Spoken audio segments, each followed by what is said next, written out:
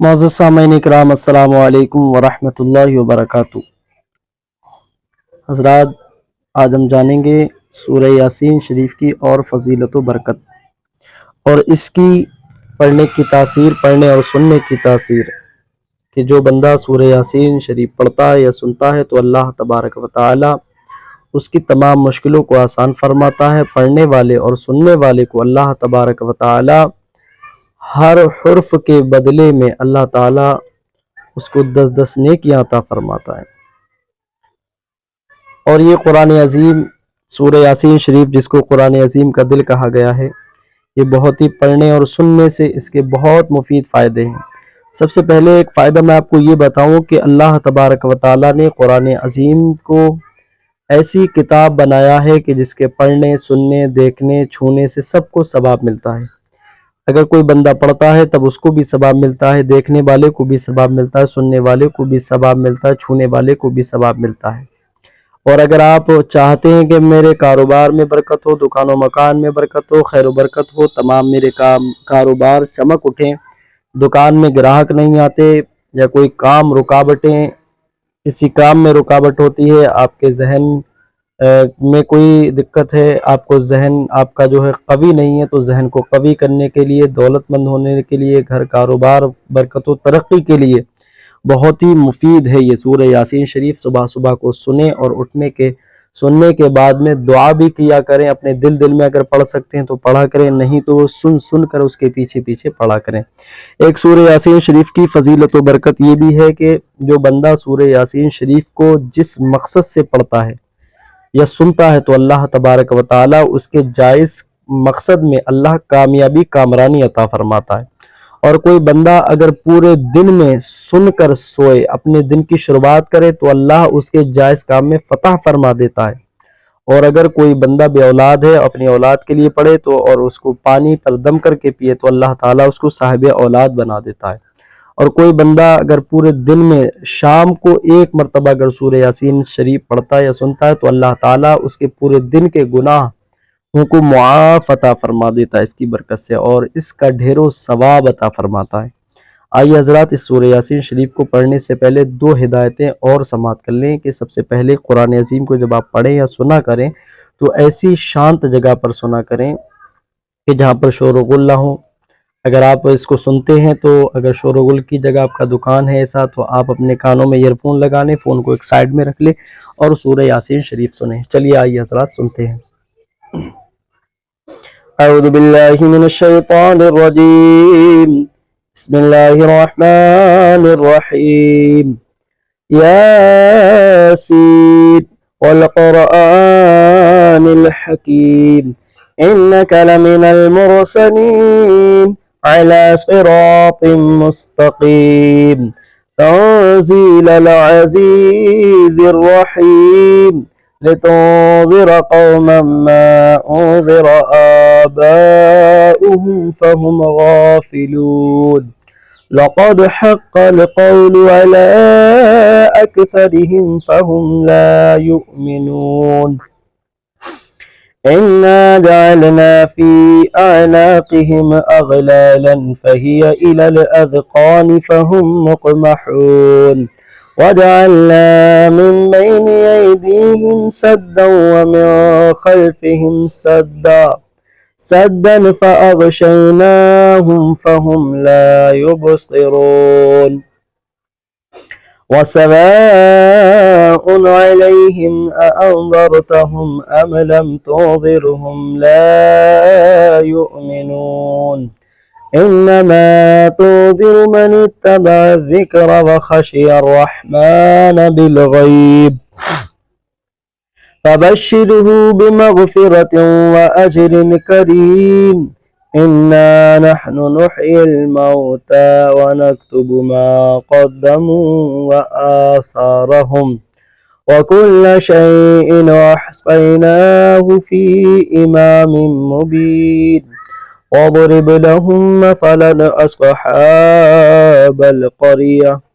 إذ جاءها المرسلون إذ أرسلنا إليهم 2 فكذبوهما فعززنا بثالث فقالوا إنا إليكم مرسلون قالوا ما أنتم إلا بشر مثلنا وما أنزل الرحمن من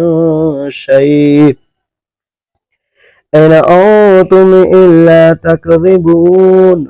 قالوا ربنا يعلم إنا إليكم لمرسلون وما علينا إلا البلاغ المبين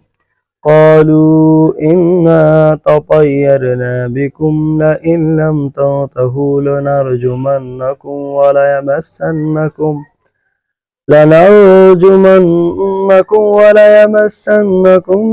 منا عذاب أليم قالوا طائركم معكم أئن ذكرتم بل أنتم قوم مسرفون وجاء من أقصى المدينة رجل يسعى قال يا قوم اتبعوا من لا يسألكم أجرا وهم مهتدون وما لي لا أعبد الذي فطرني وإليه ترجعون أتخذ من دونه آلهة إن يردني الرحمن بضر لا تغني عني شفاعتهم شيئا ولا ينقذون إني إذا لفي ضلال مبين إني آمنت بربكم فاسمعون قيل ادخل الجنة قال يا ليت قومي يعلمون بما غفر لي ربي وجعلني من المكرمين وما أنزلنا على قومه من بعده من جند من السماء وما كنا منزلين إن كانت إلا صيحة واحدة فإذا هم خامدون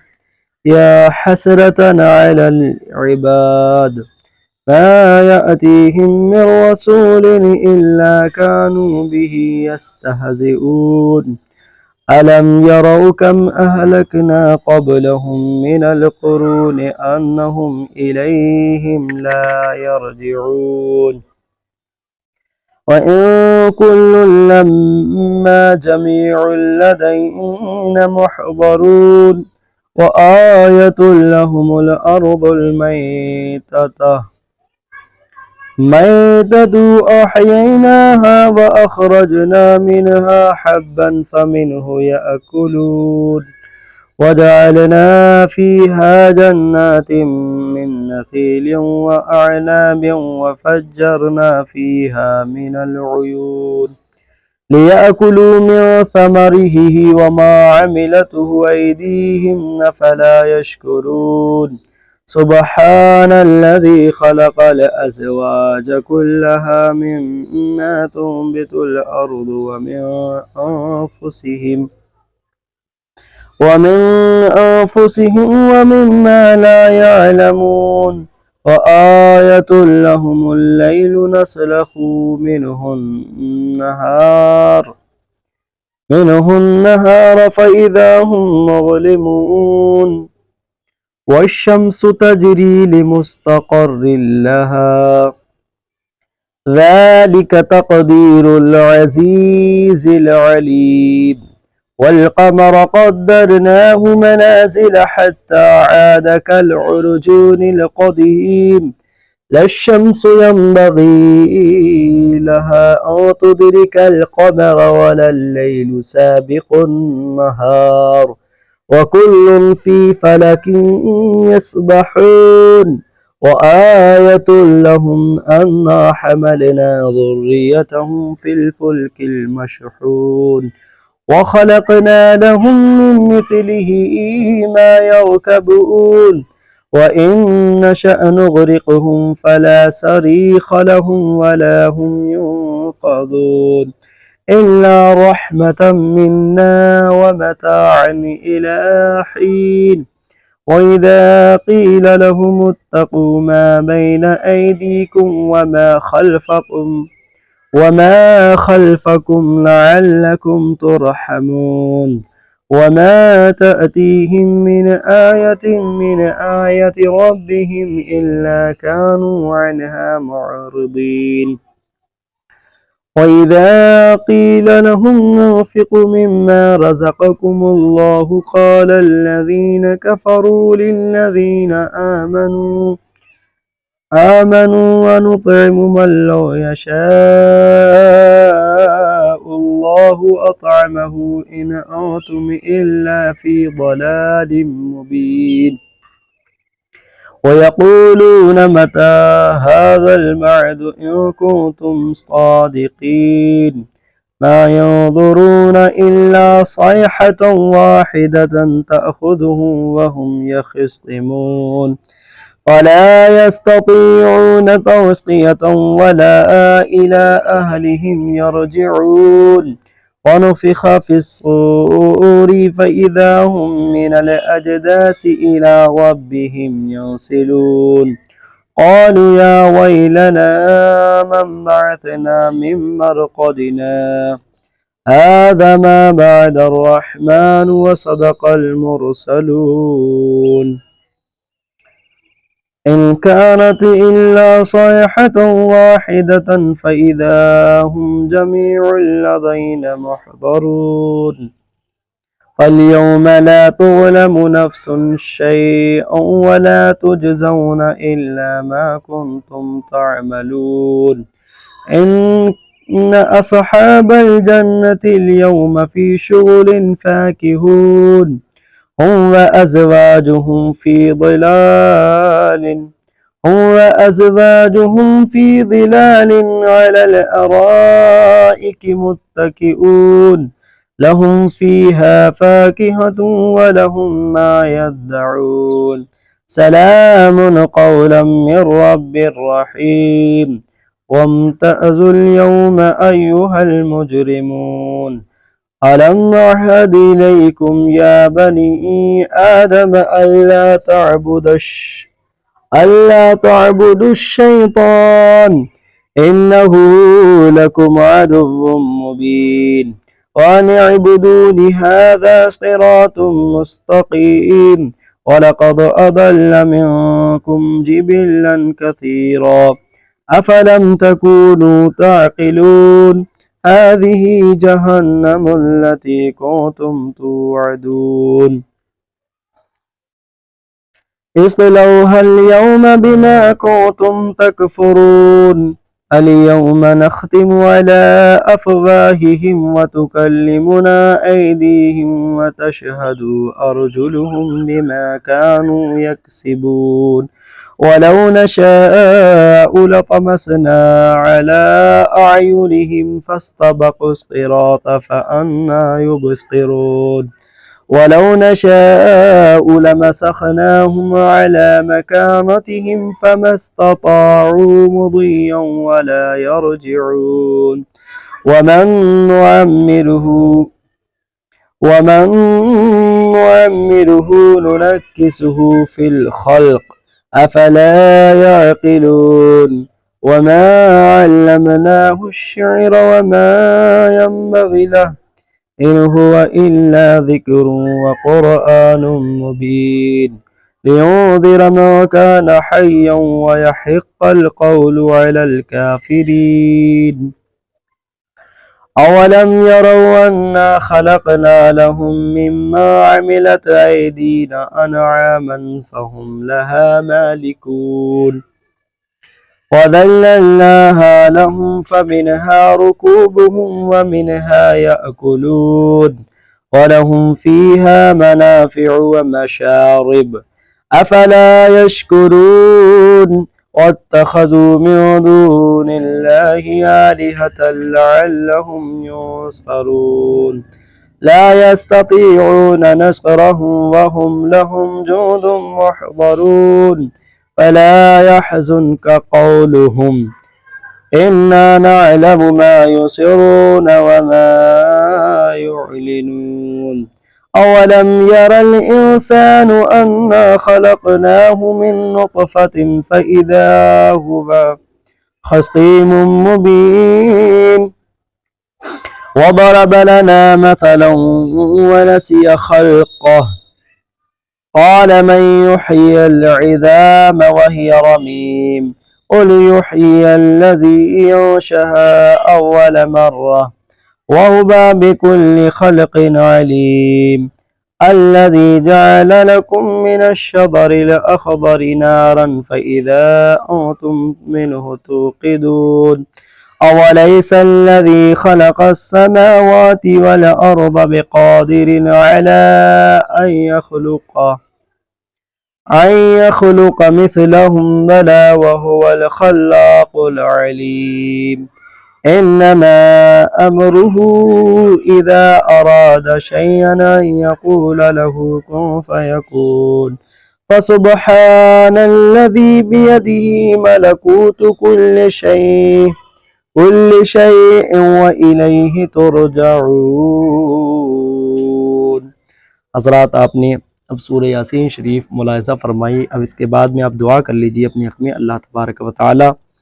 ہم نے جو سورہ یاسین شریف پڑھی اس کی برکت سے اللہ تعالی ہماری سورہ یاسین شریف کو پڑھنے کو سننے کو قبول فرمائے۔ اللہ تبارک و تعالی اس کی برکت سے ہمیں سرفراز عطا فرمائے۔ اللہ تعالی ہمیں 5 وقتہ نمازی بنائے، قرآن کا قاری بنائے، دین کا غازی بنائے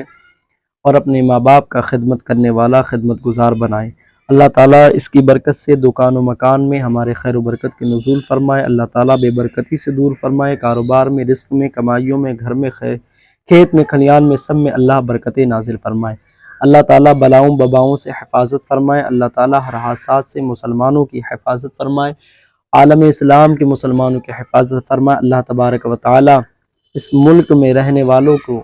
مولا امن و امان کے ساتھ رہنے کی توفیق عطا فرما۔ ملک میں امن و امان، سکون، چین عطا فرما۔ اللہ تعالی ہم سب کے والدین کو عمر طویل عطا فرما۔ جو مرحومین ہمارے اس دنیا سے جا چکے مولا اس کی برکت سے ان کی بخشش و مغفرت فرما۔ مولا جس نے سنی ہے، جس نے پڑھی ہے، اللہ تعالیٰ سب کے پڑھنے سننے کو قبول فرما کر اس کی دلی جائز تمنا آرزو کو پورا عطا فرما۔ ملتے ہیں، اب اس ویڈیو کو لائک شیئر ضرور کر دیں، چینل کو سبسکرائب کر دیں۔ ملتے جب تک کہ اگلی ویڈیو میں، اللہ حافظ۔